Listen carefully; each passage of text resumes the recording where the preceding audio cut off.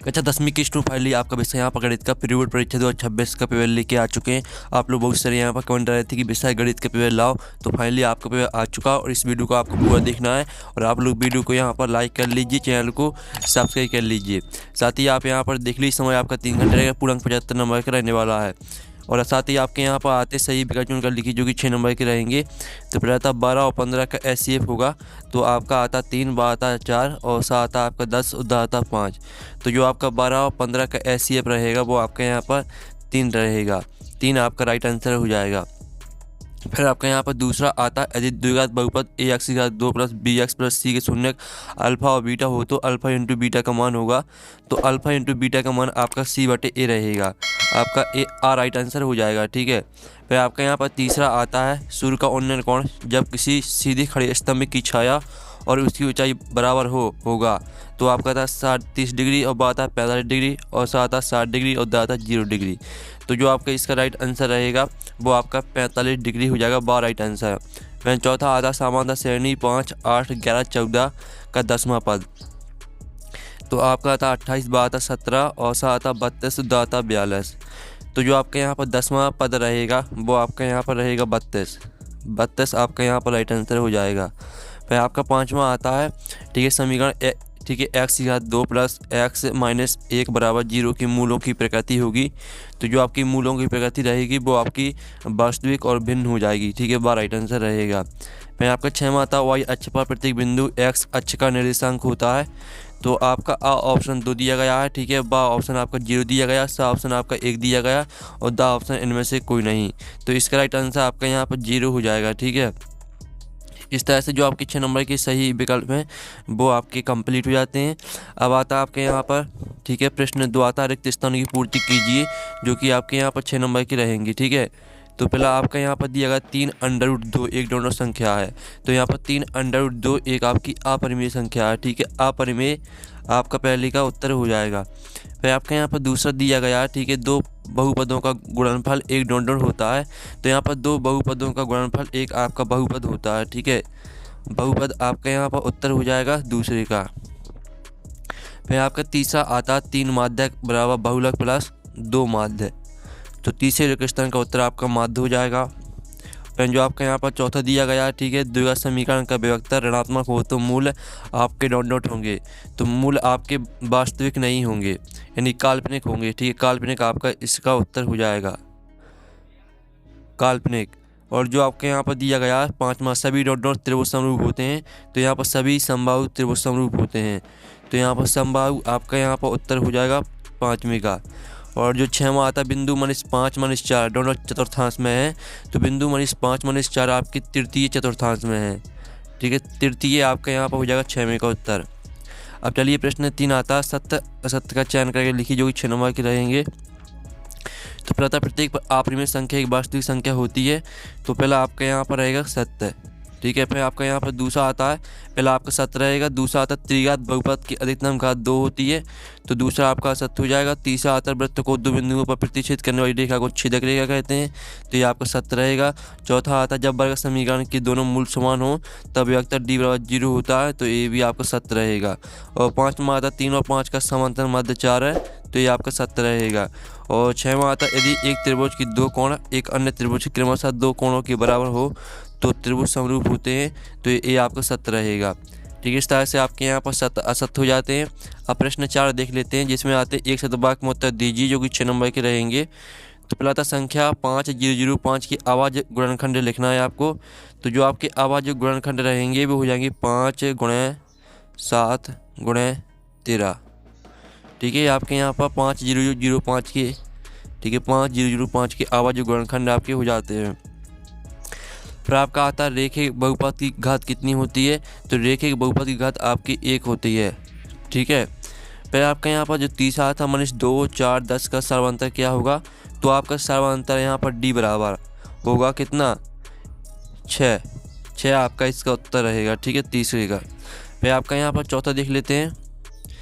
तो स्टूडेंट आपका यहाँ पर चौथा दिया गया है हमारी आँख से उस वस्तु को जिसे हम देख रहे हैं को जोड़ने वाली रेखा क्या कहलाती है। तो आपके यहाँ पर दृष्टि रेखा कहलाती है। ठीक है, दृष्टि रेखा आपका उत्तर हो जाएगा। और जो आपका आता किसी निश्चित घटना की प्रायिकता कितनी होगी, तो किसी निश्चित घटना की प्रायिकता आपकी 1 होगी, ठीक है। फिर आपका 6 आता मूल बिंदु के निर्देशांक, तो मूल बिंदु के निर्देशांक आपके 0 0।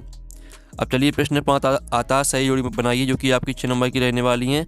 तो √2 संख्या है, तो यहाँ पर जो आपकी √2 है वो आपकी एक अपरिमेय संख्या है, ठीक है। अपरिमेय आपका इसका उत्तर रहेगा। फिर दूसरा आता बहुपद x⁻2 -3 के शून्यक, तो इसको आपको प्लस माइनस √3 से मैच कर देना है। और जो आपकी आती है sin square theta plus cos square theta, तो इसको आपको मैच कर देना 1 से। और जो आपकी यहाँ पर आती है tan 60 डिग्री, सॉरी जो आपकी चौथी दी गई है 1 + tan स्क्वायर थीटा, तो इसको आपको मैच कर देना sec स्क्वायर थीटा से।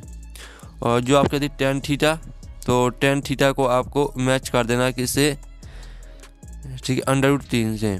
और जो आपकी आती है 1 + cot स्क्वायर थीटा, तो इसको आपको मैच कर देना sec स्क्वायर थीटा से, सॉरी आपकी cosec स्क्वायर थीटा हो जाएगी।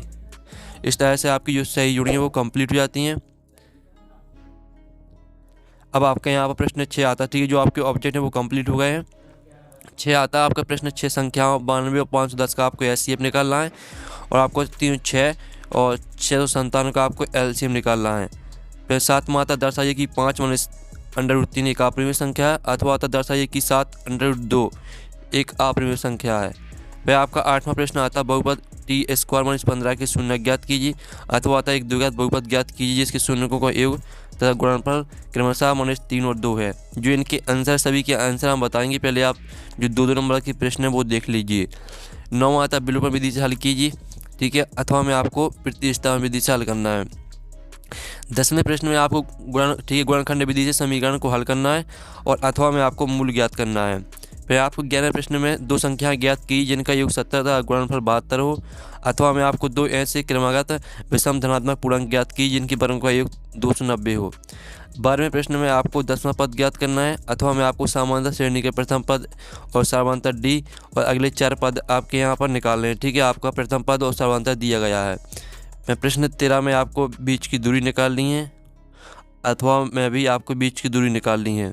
फिर आपका 14वां प्रश्न आता है जिसमें आपको रेशमा की जीतने की प्रायिकता निकालनी है, अथवा में आपको ई नहीं की प्रायिकता क्या है यह बताना है।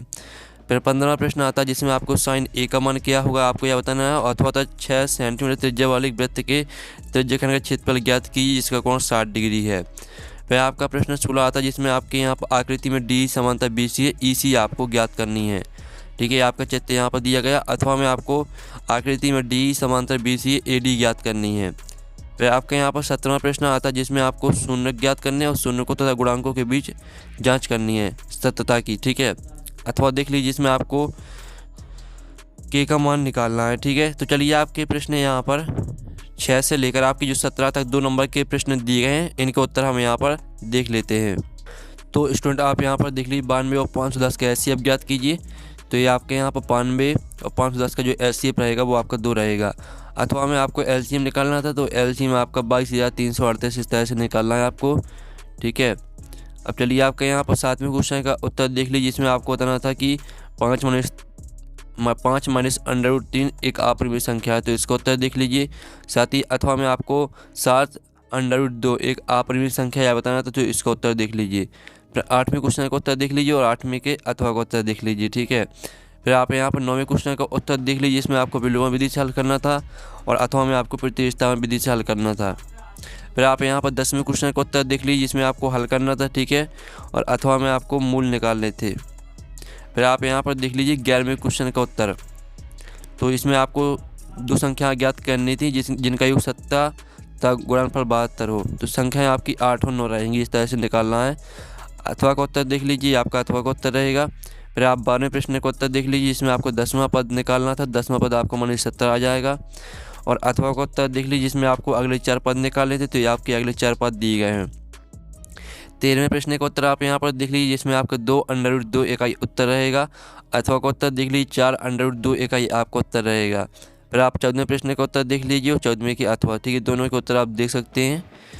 जिसमें आपको यहाँ पर रेशमा की जीतने की प्रायिकता निकाली थी, तो आपकी 0.38 आंसर आ जाएगा जिसमें, और अथवा में आपको ई नहीं की प्रायिकता निकालनी थी, तो इसका उत्तर आपका 0.95 आ जाएगा।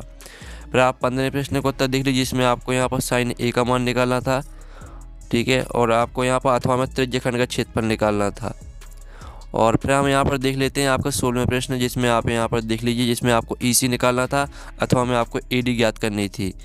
फिर 17वें प्रश्न का उत्तर देख लीजिए, आपका 17वें प्रश्न का उत्तर यहाँ पर रहने वाला है, इसका आप स्क्रीनशॉट ले लीजिए और ये आपका 17वें के अथवा का उत्तर रहेगा, ठीक है। इस तरह से जो आपके 2 नंबर के प्रश्न थे वो कंप्लीट हो जाता।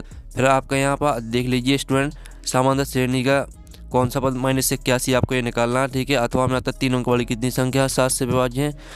19वें प्रश्न में आपको मान निकालना है, अथवा में भी आपको मान निकालना है। और 20वां प्रश्न देख लीजिए, इसमें आपको मीनार की ऊंचाई ज्ञात करनी है, अथवा जो प्रश्न दिया गया इसमें भी आपको मीनार की ऊंचाई ज्ञात करनी है। 21वां प्रश्न, आधा सत्य करो कि स्पर्श बिंदु से होकर जाने वाली त्रिज्या स्पर्श रेखा पर लंब होती है। और अथवा में आपको 2 साग केंद्रीय वृत्तों की त्रिज्या 5 सेंटीमीटर और 3 सेंटीमीटर है। बड़े वृत्त की उस जीवा की लंबाई ज्ञात की जो छोटे वृत्त को स्पर्श करती है। और 22वां प्रश्न देख लीजिए, जिसमें आपको क्या करना है, घनाभ का पृष्ठीय क्षेत्रफल ज्ञात करना है, अथवा में आपको मूल निकालना है, ठीक है, सूत्र विधि से। 23वां प्रश्न देख लीजिए, इसमें आपको माध्य ज्ञात करना है, अथवा में आपको लाल हो और लाल नहीं हो इनकी आपको प्रायिकता निकालनी है। तो चलिए आपके प्रश्न यहाँ पर 18 से लेकर 23 तक के उत्तर देख लेते हैं। तो स्टूडेंट आप यहाँ पर देख लीजिए, आपका 18वें क्वेश्चन का उत्तर रहेगा, जिसमें आपको कौन सा पद -81 है बताना था, तो इसका उत्तर आपका 35 रहेगा।